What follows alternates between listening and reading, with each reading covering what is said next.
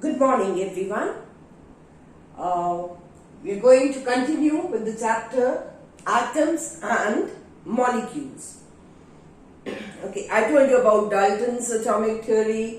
I told you about various symbols that are used, how the symbols are written.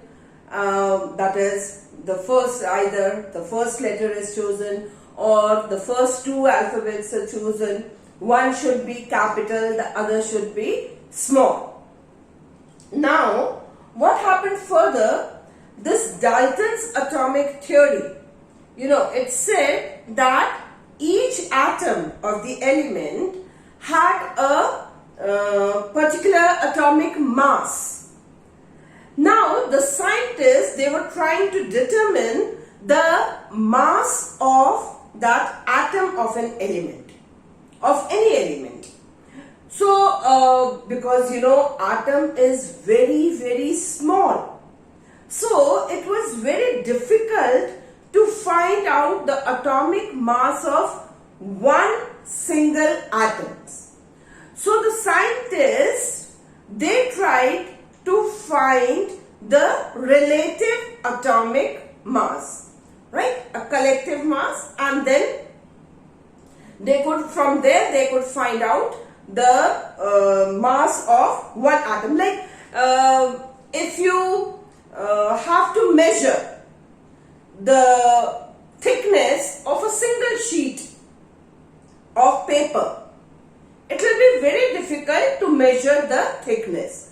But if you take, suppose, 100 pages together and find out the thickness of those 100 pages, you can find it out, you can measure it, right? And from that, then you can find out the thickness of one page. You know that the thickness of 100 pages is this much, and then you can find out of one page, right? Same way, here also scientists, because it was difficult to find out the atomic mass of one atom, they took the relative atomic mass, right? And for that, they wanted some atomic mass unit. What is this atomic mass unit? In 1961, the scientists, they took carbon 12, or they accepted carbon 12 atom as the you can say the mass of that atom. They selected to refer to the other atoms also, right? So this carbon 12 isotope, it was chosen as the standard reference for measuring the atomic mass. Now what is atomic mass unit? It is a mass unit equal to exactly 1/12 the mass of one atom of carbon 12. So all other atoms, they were compared with the mass of one atom of carbon 12. This is carbon 12 is an isotope of carbon. You have already studied about isotopes. What is carbon 12? What is carbon 14? Right? So the mass unit equal to exactly 1/12 the mass of one atom of carbon 12. Like if you go to the market, sometimes these fruit sellers, what they do, on one side they put the weights, and if the weight is not equal, they'll put something else, also some stone or anything, and they say that the mass of this is equal. Like suppose you take 1 kg of guavas, right? And then you say that I want say 6 kgs of any other fruit, right? And now they don't have the weight of 1 kg, suppose they don't have it, right? So what they will do is, they'll put a 5 kg weight, he's got a 5 kg weight, and 1 kg of guavas he'll put there, and then give you the other fruit which is of 6 kgs, right? So that 1 kg is mass is taken. So same way here also, they compared the mass of each atom of any element with the 1/12 the mass of one atom of carbon 12. And what is relative atomic mass? It is defined as the average mass of the atom as compared to 1/12 the mass of one carbon 12 atom. So the average mass is taken. That is known as relative atomic mass, or it is defined as the number of times one atom of an element is heavier than the mass than the 1/12 mass of an atom of carbon 12. Right? So this is how they found out the atomic masses of all other atoms of different elements. And these atomic masses you have to learn. You have to learn atomic masses of some of the common elements. You should know that, like of oxygen, carbon, hydrogen, right? At least the first 20 elements you should know the atomic mass. Then after that we were talking about how the atoms and the molecules exist. And we learned that atoms of only a few elements can exist independently. Right? Rest all other, they do not exist independently, but the molecules can exist independently. Right? So if we talk about that also, I told you the other day that like helium, neon, argon, krypton, xenon, radon, right? All these exist independently. Or atom of sodium, right? Magnesium, zinc, these can exist independently. But of non-metals especially, like oxygen, oxygen exists as O2, hydrogen as H2, right? Then if we talk about phosphorus, it is P4, sulfur is S8. So these are known as molecules. When two or more than two atoms combine together, they form a molecule, and molecules can exist independently. Right? Now we are going to talk about molecules of an element and molecules of a compound. Right? Molecules of an element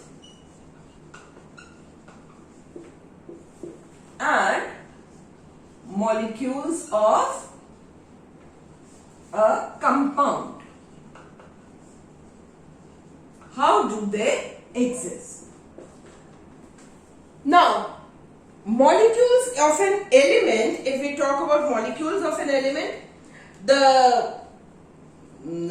they are constituted by the same type of atoms, right? Any element, if we take, like if we are talking about oxygen, all the atoms, we write it as O2. So both these atoms will be of the same type. Molecules of an element are always constituted by the same type of element, while molecules of a compound they can be different. Like if we talk about CO2. So here we have atoms of carbon as well as atoms of oxygen. They can be different. But molecules of an element are always of the same type. Right? And the number of atoms that constitute the molecule of an element, right? That is known as atomicity.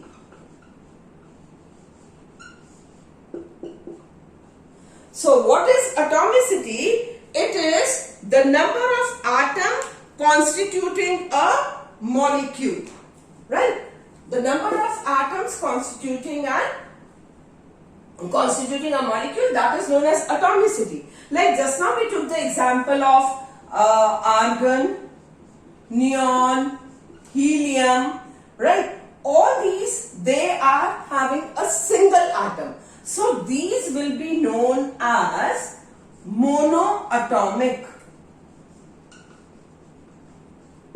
Monoatomic. While oxygen, hydrogen, nitrogen, these are known as diatomic because they are constituted, they are having two atoms. So it is known as diatomic. O3 will be known as triatomic. O3 is ozone.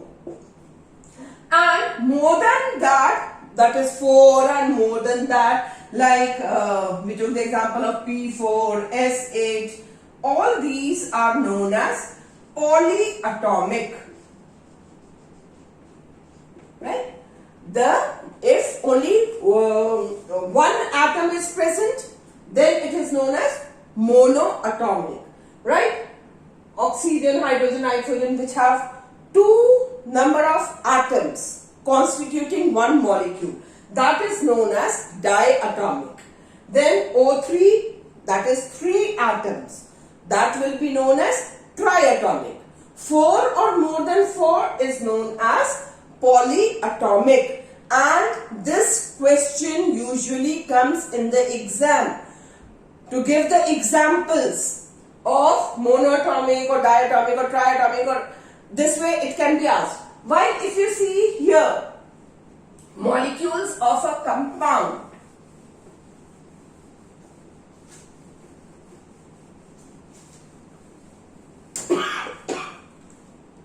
now this molecules of a compound, here different elements join together in different proportions, right? So how can we find out the ratio?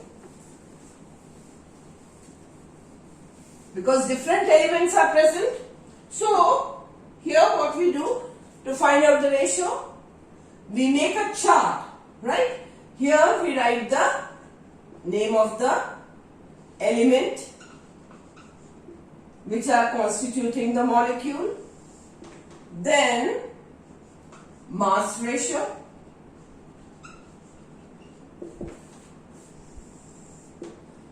atomic mass, then mass ratio upon atomic mass, and then the simple ratio.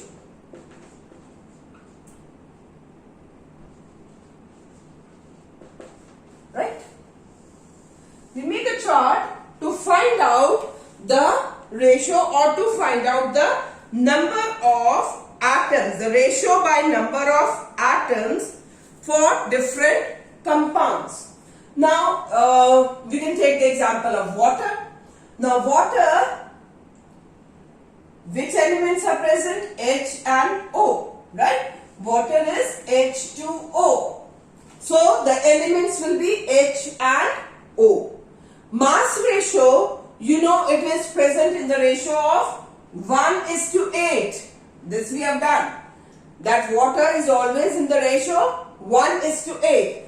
Atomic mass, if we see, atomic mass of hydrogen is 1 and of oxygen is 16.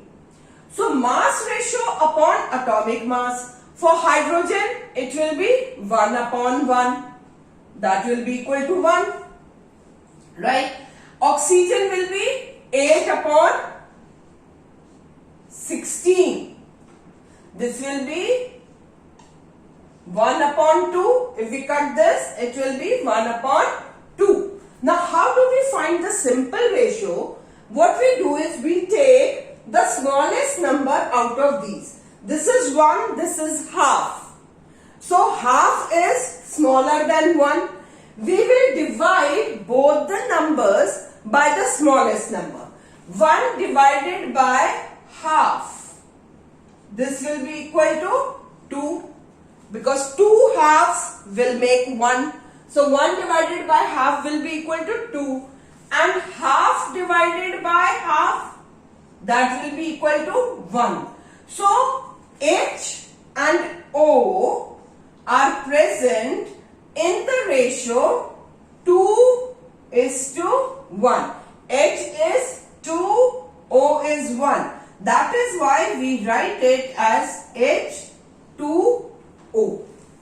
Right? This is how you find out the ratio by number of atoms. We can also try one more, like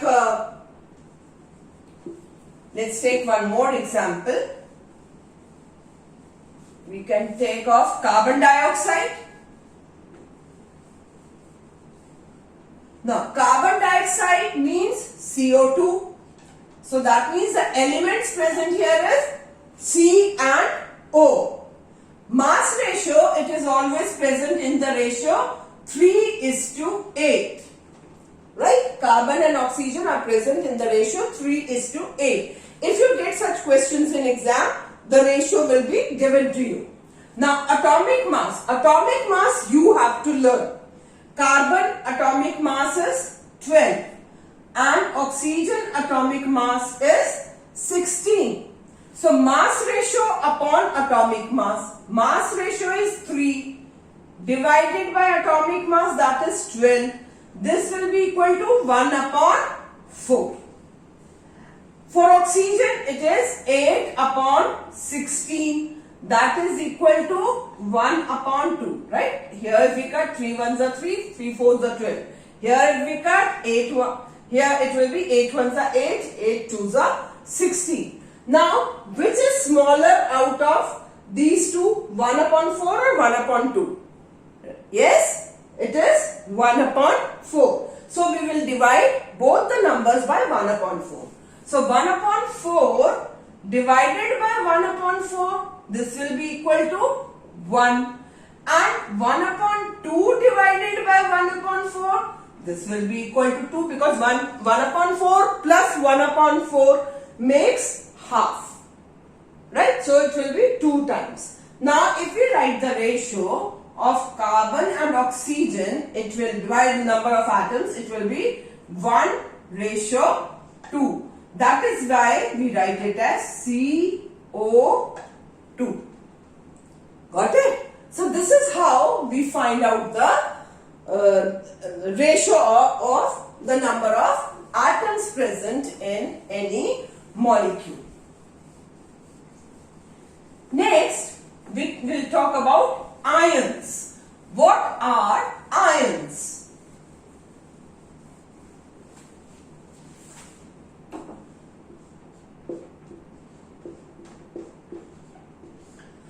Ions are the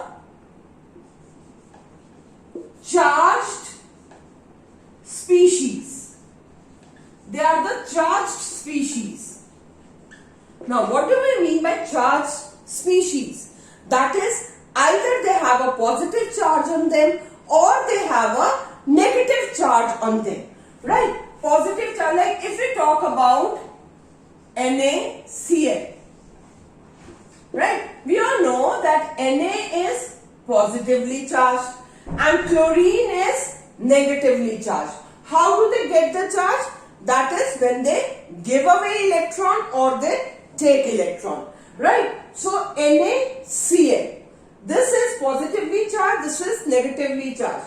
The positively charged ions are called cations. Right? And the negatively charged ions, they are known as anions. Cations and anions, they together make the charged species. Right? So, ions, you know why? Because metal, these compounds, NaCl or any other compound, they are made up of a metal and a non-metal. So, metals, they are always positively charged and non-metals, they are negatively charged. Right? So, these charged species, they are known as ions. So, ions can be single charge, right? Or if we can also say that like if you talk about magnesium, magnesium is having 2 positive charges on it, or more than 2 charges, they are known as polyatomic ions. Like we talked about polyatomic atoms, here they will be known as polyatomic ions, right? So this is about ions. Now, how to write chemical formula, that we will take up in the next video, right? I'll teach you how to write the chemical formula, but for that first you should know all the chemical symbols plus the valencies, the charges on them. Just now we were talking about ions, the charges. So charges you have to learn on each and every element, otherwise you will not be able to write the chemical formula. So from your book, you have it in all the books, whether you read NCERT book or any other book, you will get the symbols along with the valencies or the charges written on there. That you have to learn by heart, then only we will be able to do that. So you have to learn the charges on the metals, then charges on the non-metals, and of the polyatomic ions. Polyatomic ions, I'll give you some examples also, like we have OH, we have SO4 sulfate, right, having different elements. Then we can also have like nitrate. These are all, or NH4. These are all polyatomic ions, right? So you have to learn the symbols or formulas as well as the valencies or the charges on them. Then only you will be able to understand how to write the chemical formula. So that we'll do in the next video. Thank you. Keep safe.